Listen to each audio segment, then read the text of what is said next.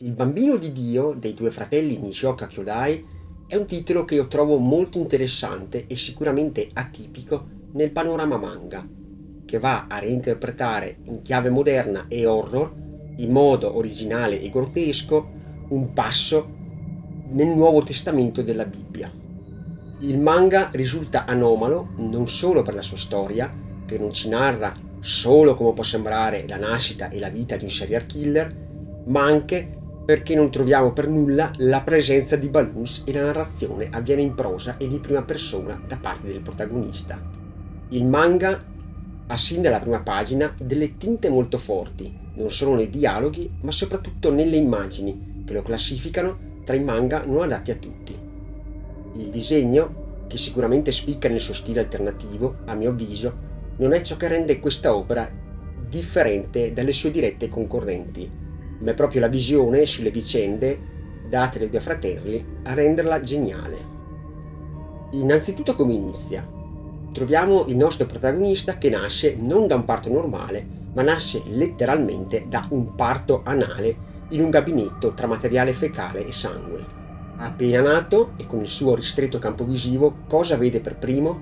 Un sole nero che con i suoi raggi lo irradia.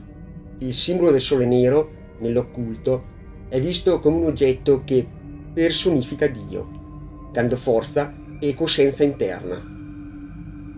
Indirettamente, poiché nel manga la madre del nostro protagonista è raffigurata come il sole nero, quindi Dio, ecco la spiegazione del titolo Il bambino di Dio. L'irraggiamento sul neonato è da interpretare come un rito di iniziazione verso l'occulto e il neonazismo, quest'ultimo rappresentato sempre da un altro significato esoterico del sole nero. Il neonazismo ci tornerà utile tra un po'. Da questo preciso momento in avanti il bimbo è posseduto dallo spirito immondo, impuro. Immondo è il contrario di santo. Lo Spirito Santo è lo spirito di Dio, mentre in questo caso il riferimento è al demonio, a una entità contraria a Dio. Ora è necessario introdurre quel passo della Bibbia citato all'inizio video, sul quale si sviluppa la trama da qui in avanti. Mi riferisco più precisamente al capitolo 5, versetti 1-20 del Vangelo di Marco, riportato nella postfazione del manga. Il nostro protagonista, sin dalla sua infanzia, lo ritroviamo con gravi disturbi comportamentali e deviazioni mentali.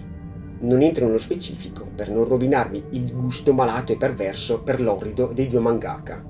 È già invaso dal male e la sua mente superiore, perché figlio del demonio, gli permette di agire indisturbato in modo sistematico e strategico nei suoi omicidi, che inizialmente riguardano i bambini compagni di scuola.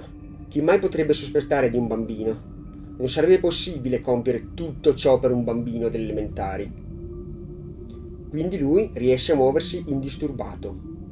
Ad un certo punto del racconto, 12 bambini, come i 12 apostoli, sembrano percepire un qualcosa di mistico nel protagonista, che li portano ad avvicinarsi sempre più a lui, attratti da quella figura di un dio che in realtà è il demonio.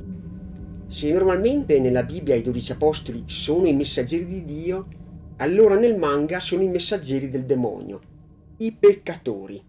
Essi sono sia affascinati che tormentati dalla sua presenza. Col passare del tempo, i bambini diventano ragazzi, crescono con il nostro protagonista e in una scena il ragazzino scappato di casa ed aiutato dal protagonista lo vediamo gettarsi ai suoi piedi. È l'atto dell'adorazione riservato solo a Dio, che lo vedrà d'ora in poi diventare schiavo del male, una forma di battesimo, passatemi il termine, al contrario. Infatti lui è il 13° apostolo, Giuda, il traditore che nel manga, ragionando sempre al contrario, diventa il frutto dell'Eucaristia per gli altri 12 ragazzini, i quali ingoieranno un pezzo della sua carne ed indirettamente il corpo del demonio. Ed ecco che ora, collegandomi al passo del Vangelo, è nata la legione, quella schiera di soldati, di quei molti demoni che occupano l'uomo. Qui ritorna il sole nero legato al neonazismo, che secondo me è azzeccato.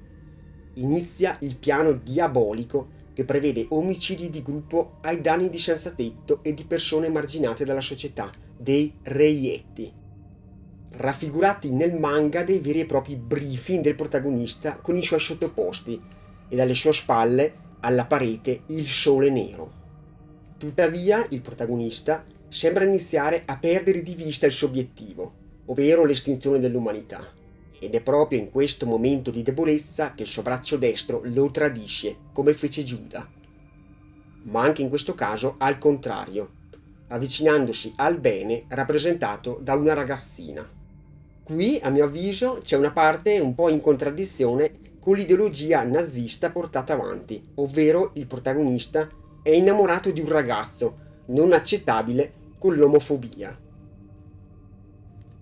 Attenzione, parte spoiler riguardante il finale, quindi vi invito a lasciare il video se non avete ancora letto il manga. Ma prima vi chiedo un mi piace, un commento ed iscrizione se non l'avete ancora fatto per supportare il canale. Il bambino di Dio, dopo il suo unico passo falso, ovvero l'aver ucciso l'amante del suo braccio destro, del quale lui si era innamorato e con il quale aveva consumato letto, fa perdere la sua fiducia dei suoi seguaci, i quali decidono di darlo in pasto ad un branco di maiali. Questi sono il segno del massimo degrado e sono adatti per i demoni.